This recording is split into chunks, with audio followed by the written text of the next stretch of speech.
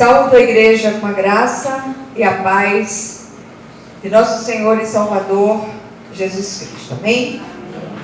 Vamos abrir nossa Bíblia hoje do livro de Lamentações do profeta Jeremias. O livro fica logo depois do livro profético de Jeremias, capítulo 3, e a gente vai tirar daqui inicialmente apenas o versículo 21. Lamentações, capítulo 3, versículo 21.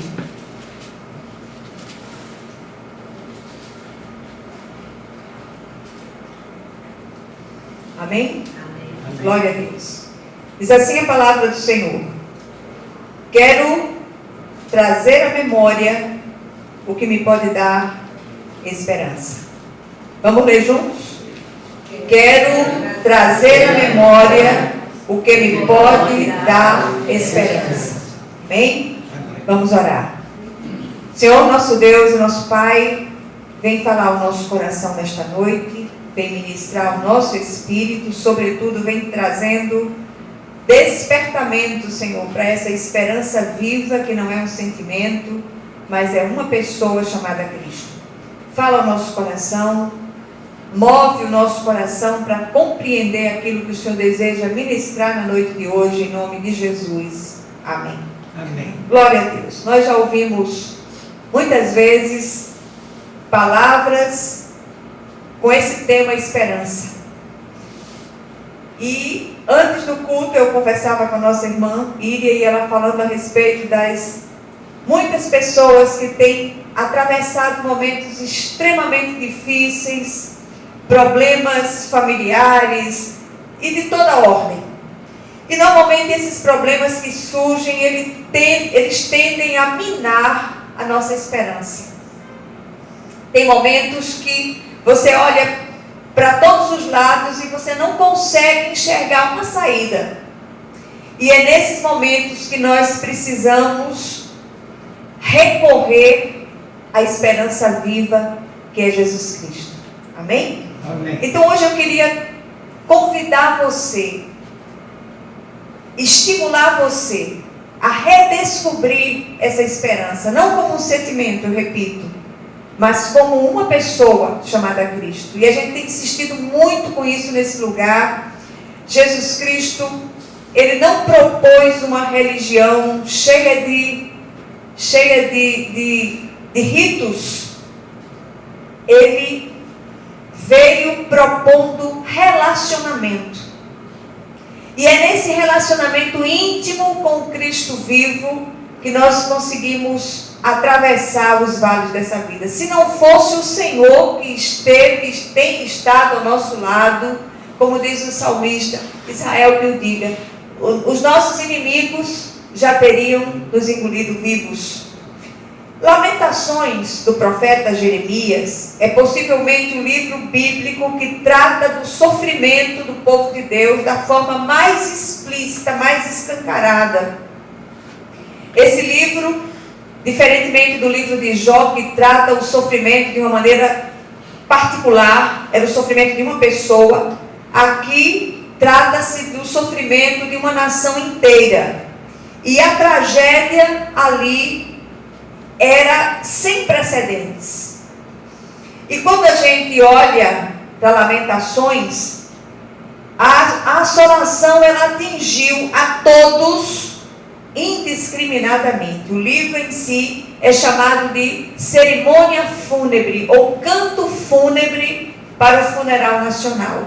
A nação inteira tinha se rebelado contra Deus e é como se tivesse morrido espiritualmente. E a coisa se dá em 587 a.C. A cidade santa de Jerusalém caiu diante dos exércitos de Babilônia. E para que vocês tenham uma ideia do que eram aqueles exércitos, os exércitos de Babilônia eram considerados os mais cruéis de toda a história. E os líderes do povo, as pessoas comuns, mesmo os sacerdotes, eles foram obrigados a caminhar 900 quilômetros até o país vizinho. E ali, a perda foi total. Se a gente pudesse falar na linguagem das seguradoras, a perda total. Todos perderam tudo. Cadáveres amontoados por todos os lados, canibalismo, sacrilégio, eram dois terrores que agiam nas ruas da cidade destruída. O assassinato indiscriminado de crianças inocentes demonstrou a perda da esperança na reconstrução da dignidade humana. Por que eu estou trazendo uma palavra tão dura? Porque nas horas de maior dificuldade é preciso que a gente olhe para a palavra de Deus e enxergue a trajetória de servos de Deus que atravessaram momentos extremamente difíceis, confiados no poder do Senhor, e saíram desses momentos vitoriosos. O sofrimento ali atingiu o nível mais profundo e lamentações, eu repito, é a cerimônia fúnebre da nação morta. E a gente para pensar, meu Deus, chegou a esse ponto, a nação estava espiritualmente morta, e daí? O profeta Jeremias, ele já tinha, de certa maneira, se deixado contaminar por todo aquele sentimento nacional de desesperança e desespero. Mas é como se, de repente, Jeremias parasse, deixasse de olhar para fora, deixasse de olhar para o cenário exterior e olhasse para dentro de si e fosse lá dentro buscar algo que pudesse dar esperança. E é quando ele diz, olha, eu preciso trazer à memória, eu quero trazer à memória o que me pode dar esperança. E pior que não ter esperança é ter uma falsa esperança, porque ainda tem o seguinte, muitos falsos profetas, como a gente vê nos nossos dias, trazendo profetadas nas igrejas para iludir as pessoas. E naqueles dias, muitos falsos profetas procuravam trazer falsas esperanças para o povo. Olha, o cativeiro vai acabar. Isso tudo vai terminar. Vocês vão ter tudo restituído. O cativeiro durou 70 anos. E muitos em nosso meio têm estado assim, tristes, desesperançados, angustiados de espírito, achando que suas vidas não têm mais jeito. Mas eu queria hoje ousar. Eu queria dizer a você que há esperança para nós. Jesus Cristo em nós é a esperança da glória. E eu queria convidá-los para juntos, de uma forma imaginária, é claro, nós irmos para Jerusalém dos dias passados, nos dias do cativeiro de Babilônia, e sobretudo olharmos para o profeta, para a tristeza no coração do profeta. Eu queria que vocês lessem todo o livro, são 4 capítulos apenas, e é muito 5 capítulos, é interessante a gente ler todo ele. E aqui é um cântico que de repente o profeta irrompe numa palavra de esperança, diz, não, eu não vou me deixar contaminar por isso tudo. E eu queria dizer a você, também não se deixe contaminar por tudo que você tem visto à sua volta. Você serve a um Deus que é vivo. Você serve a um Deus que é a própria esperança viva e sobrenatural. E grandes coisas o Senhor fará na vida daqueles que creem e esperam nele. No meio de uma profunda agonia, o profeta Jeremias redescobre 3 razões para continuar fazendo a sua confissão de esperança. Primeira razão, as misericórdias do Senhor não têm fim e se renovam a cada manhã. Versículos 22 e 23, parte A. O texto diz assim, repara só. 22, as misericórdias do Senhor são a causa de não sermos consumidos, porque as suas misericórdias não têm fim. Renovam-se a cada manhã. Quando você acorda de manhã, as misericórdias do Senhor já têm se renovado. E graças a essas misericórdias que se renovam continuamente, a cada manhã, nós não somos consumidos. Porque não há nada de bom em nós.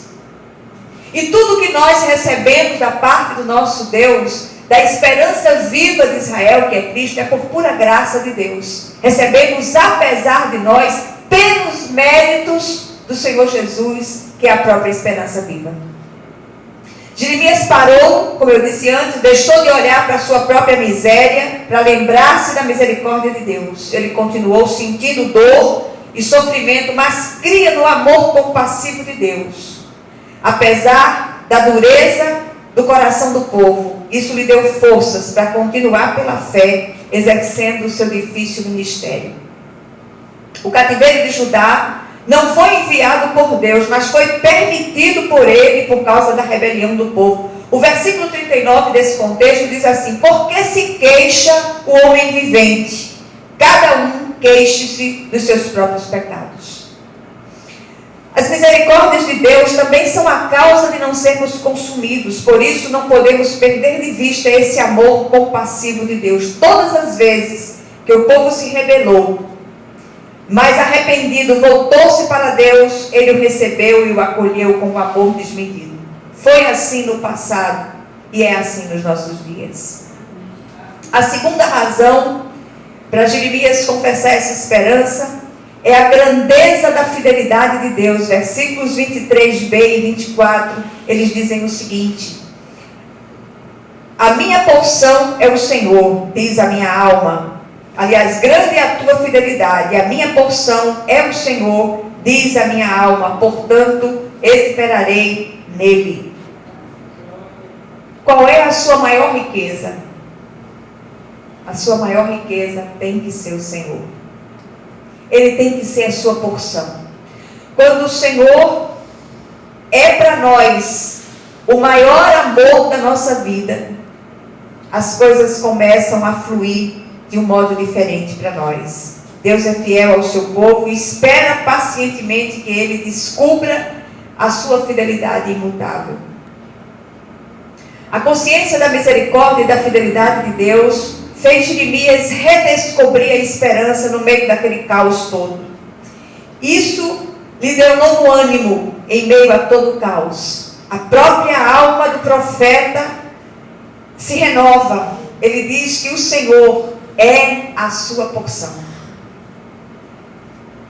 Isso não era confissão de pensamento positivo, era certeza do agir de Deus, certeza dos atributos eternos e imutáveis de Deus. E é essa certeza que precisamos ter. A pergunta fica: qual é a sua porção? Qual é a nossa porção? Por que é que nos desgastamos tanto e corremos tanto de um lado para o outro?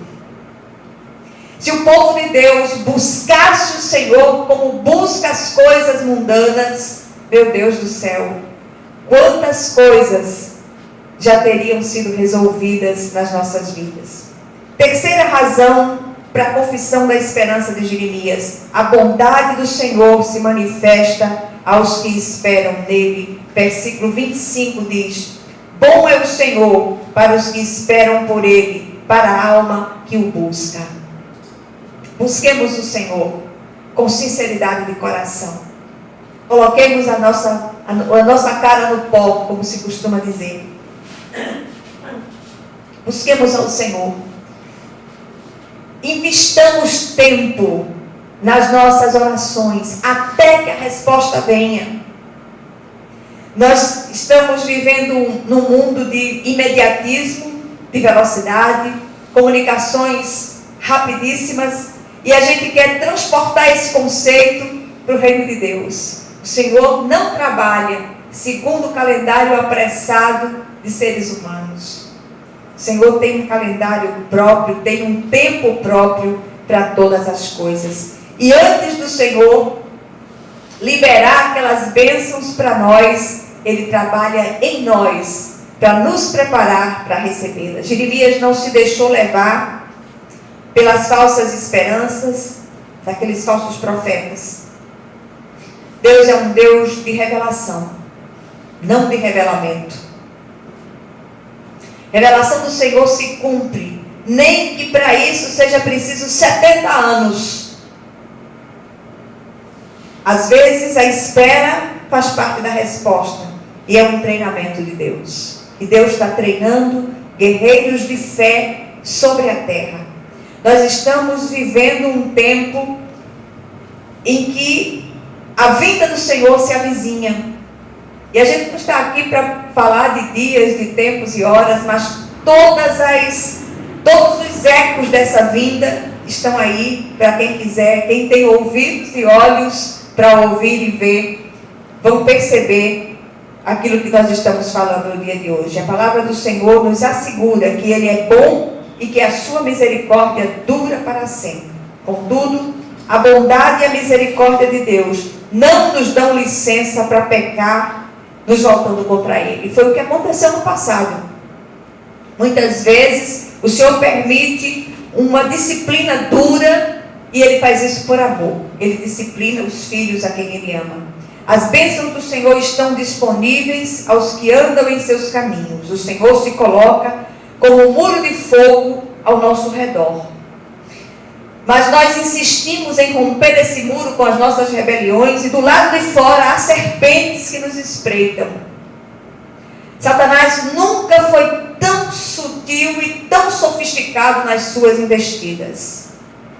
E sabe de uma coisa, principalmente aos mais jovens, tem uma máxima que é muito usada lá fora, diz: olha, isso não tem nada demais. Quem já ouviu isso? Faz isso, todo mundo faz. Você não é todo mundo. Agora fazer como eu dizia para o meu filho: mamãe, todo mundo faz, todo mundo vai. Eu digo: você não é todo mundo não, você não vai. E acabou-se. Entendeu? Então muitas vezes a gente precisa aprender a dizer uma palavra extremamente libertadora: não. E o seu não, ele é retumbante no mundo espiritual e pode barrar as ações do maligno. Bondade e severidade são lados do caráter de Deus. Precisamos reaprender a chorar por nossos pecados, e do contrário, nos tornaremos cínicos e insensíveis. Sofrimento que não produz quebrantamento não é transformador, só produz revolta e murmuração. E há muitos murmuradores no nosso meio. Que hoje possamos esquadrinhar os nossos caminhos, prová-los e voltarmos ao Senhor. O que é que a gente aprende aqui rapidamente? Em primeiro lugar, por mais difíceis que sejam as nossas adversidades e assolações, elas poderiam ser ainda piores, à semelhança do que aconteceu a toda a nação de Judá nos dias do cativeiro de Babilônia. Segundo lugar, quando Deus entende de nos consertar, presta atenção a isso aqui, Ele é implacável. Quando Ele entende de nos consertar e trazer as mudanças pelas quais clamamos, Ele usará todos os recursos, até mesmo as adversidades, dores e perdas. E se eu subisse aqui para dizer o contrário, eu estaria mentindo, envergonhando o meu Deus. Terceiro lugar, precisamos aprender a redescobrir a esperança no meio da agonia, olhando para os atributos eternos e imutáveis de Deus, especialmente misericórdia, fidelidade e bondade. Quarto lugar, aprendemos em Lamentações que mesmo no meio do sofrimento mais atroz, Deus se manifesta ao seu povo, dando-lhe oportunidade de mudanças e crescimento. Pense nisso. Deus é a fonte de cura, de plenitude, de libertação. Busquemos, pois, a Ele. Em quinto lugar, o cativeiro em Babilônia durou 70 anos. Enquanto não se cumpriu o tempo, não houve resposta de Deus. Por isso, aguarde o agir de Deus. A resposta vem. Não desista. Agora eu tenho uma revelação para fazer para você. O Espírito do Senhor diz para nós hoje que o tempo para a bênção chegar não é definido por Deus. Como assim? Mas pela nossa obediência à voz do Senhor. O Senhor mandava profetas sérios, falando a respeito da rebelião do povo. O povo continuava de maneira contumaz a andar pelos mesmos caminhos. Enquanto não houve mudança no coração daquele povo, a resposta não veio. E Deus espera para ter misericórdia de nós, como fez com a nação rebelde de Judá. O Senhor esperou pacientemente 70 anos até que o coração do povo fosse tocado e quebrantado na presença dele. Amém? Amém. Que o Senhor, Ele aplique essa porção da palavra aos nossos corações hoje, em nome de Jesus.